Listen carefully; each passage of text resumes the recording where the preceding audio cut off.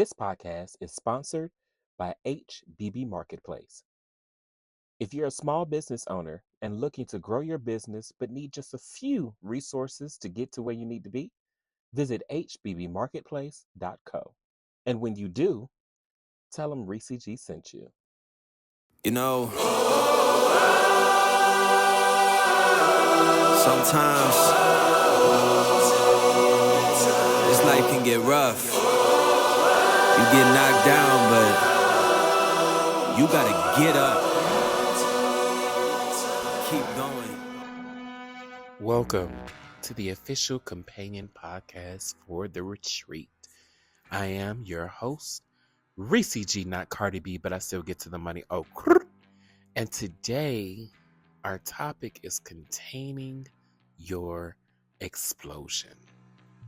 During episode 4 of The Retreat, we saw a pretty big explosion towards the end of the episode, so make sure you go back and watch. But today this conversation is gonna shed some light on what it means to contain your explosion versus letting your explosion contain you. We gon' give it all until the end of time. We ain't going nowhere. We'll be standing right here until the end of time. Till the end of time.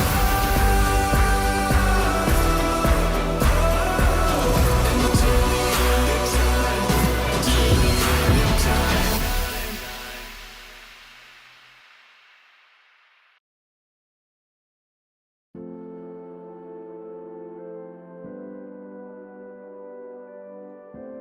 As we get into episode 4 of The Retreat, we jump back into a conversation that was popped off by Jeremy putting his foot on Red's bed. This, of course, in anybody's everyday life would be offensive. I know for me, if somebody put their dirty feet on my bed, I would definitely take that as a challenge of some sort and be prepared to honestly retaliate or address the situation. Now, how I would address the situation now versus how I would address the situation when I was in my 20s is two totally different, two polar opposite reactions. So, do I think that the way that it happened was the best way? No. As we were in the process in the house and me and my team were filming that particular scene, I honestly didn't know what was going to happen in that moment. As I was watching it back during edit and even in the moment, I did not know Red. I had not really had time to break down who he was, so I didn't know exactly how he was going to react to anything that was going to happen in the house. Jeremy I had worked with before, but with Red, I could only use my 6th, 7th, and 8th sense, and had to learn him extremely quickly as we continued the process of what it meant to do this work in this house together. So when we look at what happened in that moment in that room, we have to be able to understand and put ourselves in the shoes, no pun intended, in the shoes of what Red could have felt like in that moment. This is a person who had never been in this type of situation before. The Mix Up Dallas was a show that was very different from The Retreat. Biggest difference is I was a producer that set out to create a show that was built around healing and addressing particular things and just kind of learning more about who you were as a man and as a person. The Mix Up Dallas was built around entrepreneurs and business and actually taking time to work with each other to move forward to a project, and misunderstandings came along with that. So with him walking into this situation, I can only imagine what was going through his head at the time. As we continue to move through that conversation, there were times where I did not know exactly how Red was going to react to Joseph and see if he was ever going to submit to the guidance that Joseph was giving him so early on. So when I was standing in the back of Joseph and kind of watching and taking notes, it looked like, if you caught a glimpse, it looked like I was kind of texting, but I was really taking notes to try and figure out exactly what is going to work during this process for Red so that he can have the breakthrough or make a conscious effort to get to a breakthrough like I was hoping for everybody else to at the same time. When we transitioned to the living room for the final activity of day one, channel surfing, I really wanted each and every person to see themselves back amongst people who had no investment on who they were as a web reality star.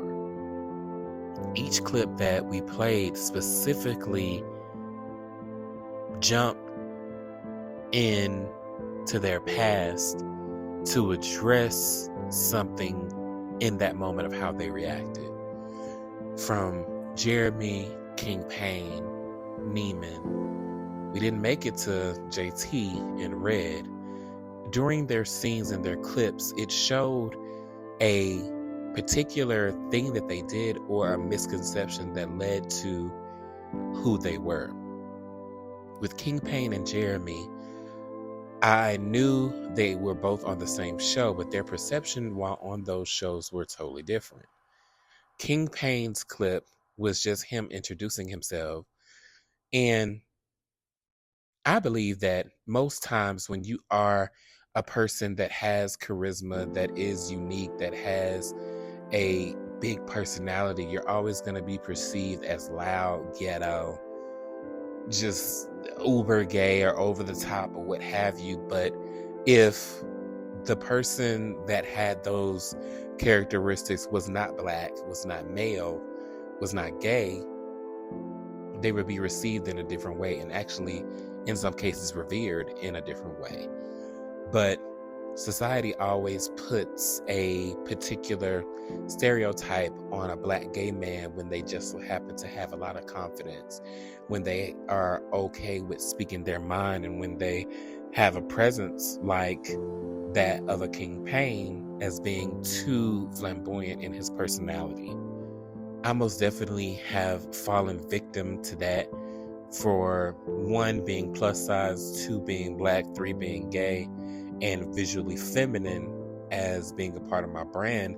People always kind of girlfriend or 3-snap me in being that type of gay, when in all actuality, if you really peel back all of the characteristics that would make a black gay man quote unquote flamboyant or femme or gay in that way, it shows that these particular characteristics are just judgments.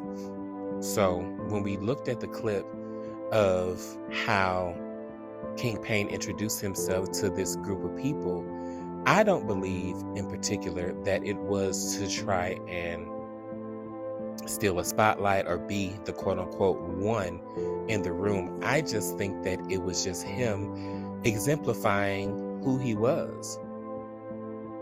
Sometimes you just got to go for it. You never know who these people are. You always got to show yourself and show up as yourself as if this is the last opportunity that you're going to have to sell yourself. Because everybody is always looking for their next gig. Everybody's always looking for progression. So who was to say that as he met these people that they didn't know who they were meeting. I know for me, unbeknownst to me, years ago, I was, a stylist in Atlanta, and I would always treat every gig like my last gig. So I would always put myself first and my best foot forward. So whenever I met people, I always had to give that Southern hospitality and just show up, so to speak, as if this was my last go, period. Beyonce, she performs full out as if that's her last show. So for me, I can vividly remember watching that episode of the show that King Pan came from and remembering how off the bat I liked him because he was cut from the same cloth. But I think that he was judged for it. With Neiman, and later on during the season, we're going to dig more into it. In his clip from the Grind Dallas edition, it shows him newly moved into his apartment, touching base with his mom, taking care of his daughter, and just simply being the best father and man that he could be at that time. As we continue through the season for the retreat, we'll see and break down different elements of who Neiman is so you guys can really understand what it means to be a gay Black father that also is the glue that holds his family together.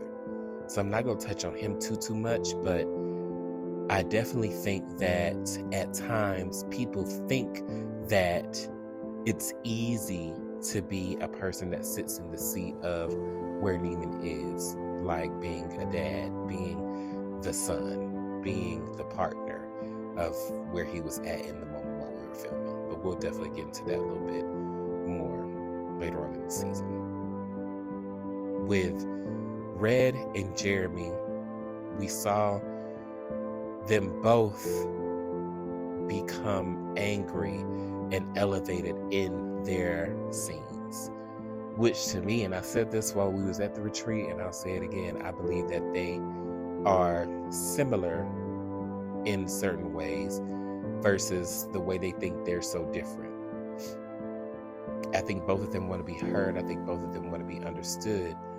But with Jeremy, he's so closed off that he has a particular guard up and doesn't allow people to understand him. And then when it comes down to Red is so built up that he always wants to make it a purpose or make it an objective to let people know this is who I am. You ain't gonna understand me, but at the same time wants to be understood. These characteristics in Black gay men are simply those that have come from society really putting too much on us to be quote unquote perfect as Black men. I hate that the world has taken the most, what's the word I'm looking for? Criticized type of person, which is the Black man, and given us this list that we know nothing of, that we have to hit every single check or check every single box on that list to make sure that we are just the perfect person, the perfect man. So when you look at the clip that Jeremy was a part of, it was really all about him being a pawn in someone else's moment for fame. And he trusted too quickly. I tell people all the time, let people work for you. Let people work for you. But I've known a man like Jeremy, and it's like whenever you have that connection with someone on a personal level, and then you have that romantic connection, that physical connection with anybody that you have had a sexual encounter with, I always tell people the sex isn't dangerous, it's the cuddle after that is. So I don't know to what extent him and the co-star that he was on that show with had as far as in depth, it's none of my business. But just looking from just the conversation, I could see the betrayal in Jeremy's eyes. So when he came to the retreat to meet these people and started to gravitate or started to think, hey, I may like this person, I may like that person, I may be cool with that person, I may like them, that person, and just kind of give everyone a chance. When he later on said that Red had disappointed him, I could understand why. Simply because I have been disappointed by people that have been older or given off a good vibe that you wanted to be friends with, and then they turned out to be just somebody you had to agree to disagree.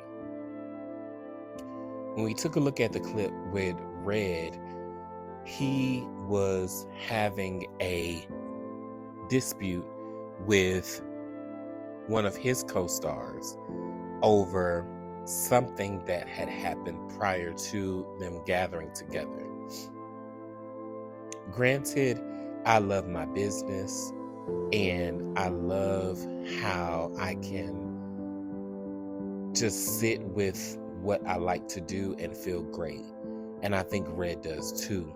And when you are hurt or betrayed or led down the wrong path when it comes down to business, people don't understand how that could really ruin your trust with another person. When you look at what Red was going through in that particular clip, there's no way that we could have known more unless you watched the show. But just from that one clip, it opened the room up to understanding that you shouldn't mess with nobody in their business. So at least for this one person, I think the group missed it. Red was serious about his business and he cared a lot about his business. So don't cross that line, which I think everyone in the group really takes serious, which is being about their business and being businessmen. Unfortunately, we didn't get to the clip of JayTee during his particular scene from Real Hot Boys of Houston, but I know that if we would have shown that clip, the clip that we had chosen was when he was in a group setting in a room with some people just trying to actually defend a friend, but that particular friend just was in his own confrontation, so it really fell on deaf ears. And what I wanted to show everyone is that JayTee is a loyal friend to those that he has the opportunity to be, and I really wanted him to open up about that. But unfortunately, because of the confrontation between Jeremy and Red, they took an opportunity away from JayTee to actually open up and be vulnerable to the group. I think that at moments we have to be able to be considerate of those around us and to hold ourselves accountable for what we take away from others. If Jeremy and Red both could have put their differences aside in that moment while we were doing channel surfing, we could have been able to unpack and address some things with JayTee, but they took that opportunity away from him because they could not contain their explosion. They could not put their differences aside to be considerate for everyone in the room. But what they chose to do was be selfish in their own right and address an issue in that moment instead of saying to Joseph, hey, could we talk about this? Hey, could we step to the side and talk about that? And so we didn't have a moment to unpack what JayTee was going through. In life, we all have our own shit. We all want to be heard, we all want to be seen, and we all want to be respected every single time we open our mouths. But when we don't contain what our feelings are, they could really have a trickle-down effect. When one thing happens to us that leads to another, that domino effect where it just hits and hits and hits and hits. We don't take a moment to just consider what or who we're affecting when we lose our cool. I know for me, there have been times where I have gone too far on social media in the past and have reacted to something that someone has said or something that someone has done to me, especially in the reality space of the shows that I had been on. So when I actually got to a point where I was being picked on or bullied or just simply treated badly, no one wanted to hear it. But that was because I had always blown up in the past. So people started to think, oh, this is just something else. This is just another thing that Reese going through. Or somebody just said something about him and he just going off again. Oh, well, let's watch it because he gonna read. But people never really got to understand, hey, no, I'm actually hurting in these situations. And that's just simply because the message can be lost in the delivery. We have to be able to take moments, remain calm, be cool and collected, and not let how we are perceived, how we have been mistreated, and how we want to get our point across build up to an explosion. We just can't do it. When Jeremy got upset at the end with King Pain, someone that's his friend, I just knew that when I saw it, I had to step in and try and separate them and just go ahead and end filming for that night. But I later on talked to Jeremy and King Pain separately, of course, because it's my duty to do so. And both of them had the same perspective. Both of them wanted to take from what Joseph was saying to apply to themselves. When King Pain genuinely was clacking his fan to get everybody to calm down, Jeremy perceived it as, oh, this is some other noise that is stopping me from receiving what I need to receive to better myself, which is why he got so angry. So I understood them both, but it was just simply a misunderstanding. I can't say that I've been perfect or know how to react the best way in situations that really call for the calm and collected side of me. And you just honestly just lose your cool, okay? But nowadays I'm being more conscious with knowing when and when not to make a big deal out of something that really can just be remedied with a simple apology.